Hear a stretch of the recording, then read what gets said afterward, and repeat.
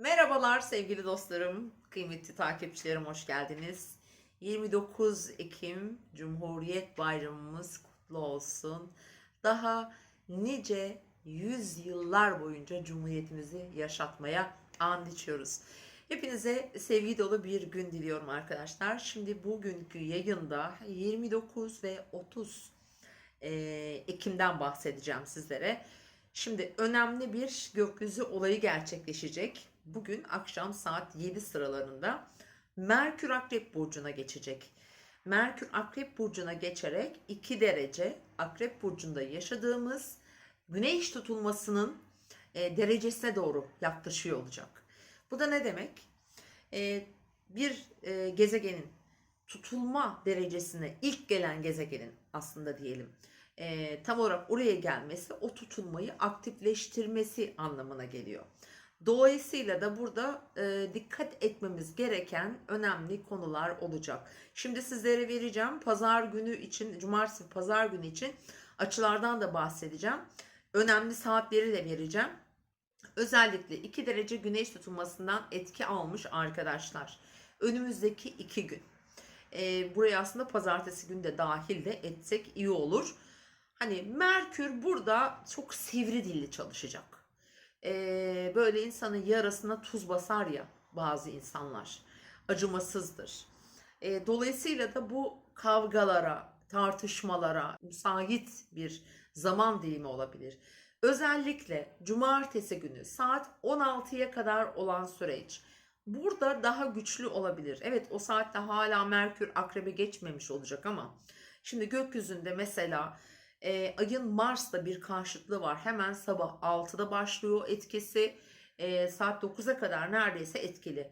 Ay Mars karşıtlıkları zaten bu takım yani buna benzer konuları tetikler. Sakarlıklar, kazalar, dikkatsizlik sonucu meydana gelen bir takım şeyler. Çünkü aynı saatlere denk gelen Jüpiter ay karesi ve bir de Neptün ay karesi var. Çok daha dikkatli olmamız gereken bir gün olacak aslında cumartesi günü bilhassa. Şimdi toplum içindeki yerlerde biraz daha dikkat etmemiz gerekebilir. Onun yanı sıra Merkür dediğim gibi sözlü sataşmaları, çıkabilecek kaosları da işaret edebilir. Özellikle bugün bunlardan imtina edin lütfen sevgili arkadaşlar. Şimdi vereceğim güzel saatler dışında bugün cumartesi günü bilhassa çok önemli konularda fikir beyan etmek, herhangi bir konuya hiç alakanız olmadan dahil olmak gibi durumlar. Yani sizin dışınızda gelişen konulara pek fazla girmemeye çalışın. Şimdi bugün cumartesi günü sabah 11 ile öğlen 14 arasında aslında iletişimle ilgili konularda ayın Merkür'e çünkü onun bir açısı var.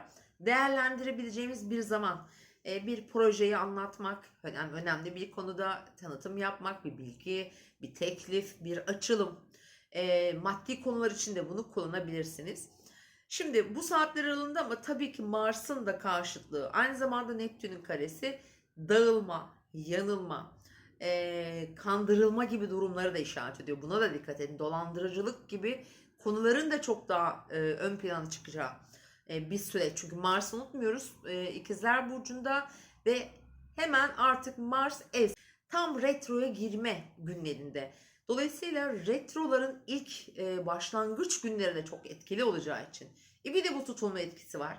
Lütfen dikkat edin. Trafikte kazalara karşı da dikkat edin arkadaşlar. Toplumsal olarak bunlar gündemimize gelebilir daha çok ama bireysel olarak da biz de daha temkinli olalım. Çevremize karşı da çocuklarımıza karşı da daha korumacı olmamızda fayda var değerli dostlarım. Şimdi cumartesi günü saat 16.08'de Yay burcundaki ay boşluğa girecek. Hemen çok kısa bir süre boşlukta kaldıktan sonra 16.21'de Oğlak burcuna geçiyor. Şimdi ayın Oğlak burcuna geçmesinden itibaren önemli enerjiler aktifleşecek. İşte nedir? Daha ciddi olacağız, kararlı olacağız ve da bizim için önemli olan durumları, konuları konuşabiliriz. Onlarla ilgili hareketler edebiliriz. Özellikle para, finansla ilgili konular birinci sırada olacağını söyleyebilirim. Gayrimenkuller, emlaklar, aileyi ilgilendiren konular buradaki bazı gelişmeler. Bu arada Merkür'ün tam geçiş saatini söyleyeyim. Cumartesi günü akşam saatlerinde tam 22.22'de Akrep Burcu'na geçecek. Tam bu saatten itibaren iletişim diline çok daha dikkat etmemiz gerekiyor. Kin tutma, nefret etme duyguları, biraz daha olayların arka yüzünü, işte düşmanlıkları da besleyen bir yerleşim olabilir. Neden? Çünkü Mars retroya çok hazır sevgili dostlar. Özellikle tutulmadan etki almışsanız lütfen bu önümüzdeki 2-3 gün daha dikkatli olun. Mesela gece dışarıya çıkmayın veya daha tedbirli ne olabilir? Böyle husumetli olduğunuz insanlarla çok tartışmayın veya konuları çözmeye çalışmayın. Şimdi onun için size başka tarih vereceğim. 30 Ekim Pazar gününe geçiyoruz arkadaşlar. 30 Ekim Pazar günü. Şimdi gökyüzünde iyicil etkiler var. Şimdi gece saat 02'de başlıyor.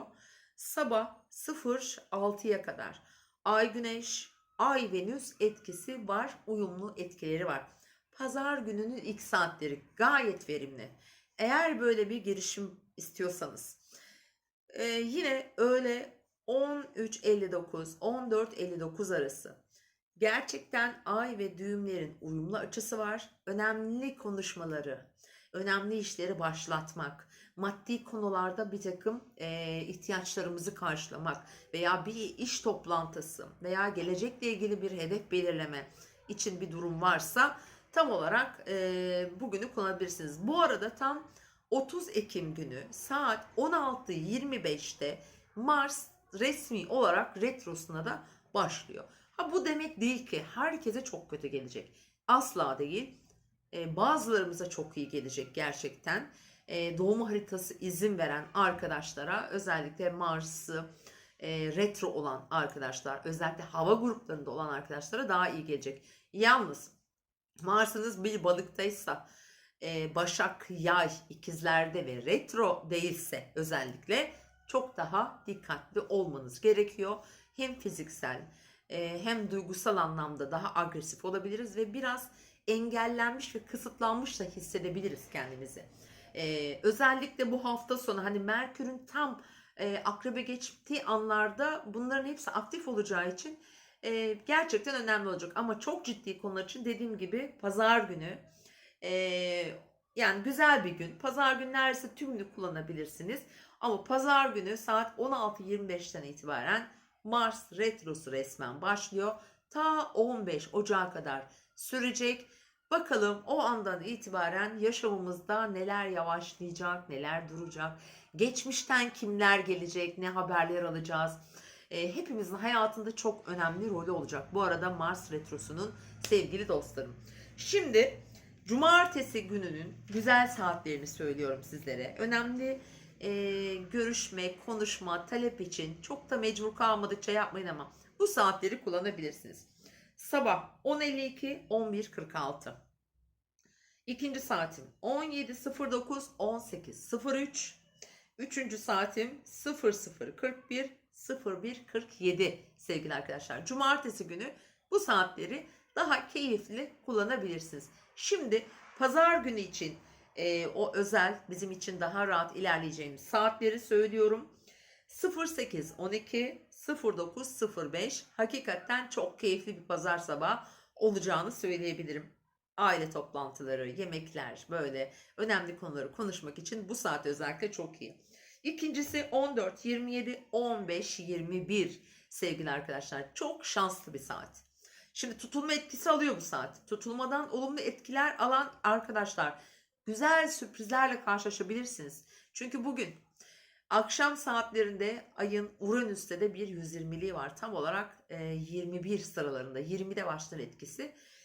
Gerçekten önemli kararlar alınabilir, sürpriz bazı haberler alabiliriz, yeni bir şeye adım atabiliriz. Hayatımızda çok beklediğimiz bir şey aniden gündemimize gelebilir. Oldukça verimli olacağını söyleyebilirim ki işle ilgili olacak birçoğu.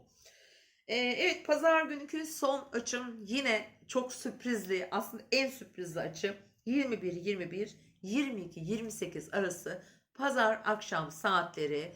Pazartesi gününe şöyle şaşıracağımız bir şekilde başlayacağımız dakikalar olabilir. Hem şanslı hem fırsatlar getirecek ve hayatımızda da bize yeni kapılar açacak bir süreç. Yani bazılarımız için çok iyi olacak ama genel olarak baktığımızda evet, dikkatli olmamız gerekiyor. Çünkü Merkür tutulma derecesinde olacak sevgili dostlarım. Evet, bugünlük benden bu kadar arkadaşlar. İzlediğiniz için teşekkür ediyorum. Aylık Kasım ayı burç yorumlarını tek tek yayınlıyorum. Hem çekiyorum hem yayınlıyorum. Sanırım artık pazar günü hepsi tamamlanmış ve yayında olmuş olur.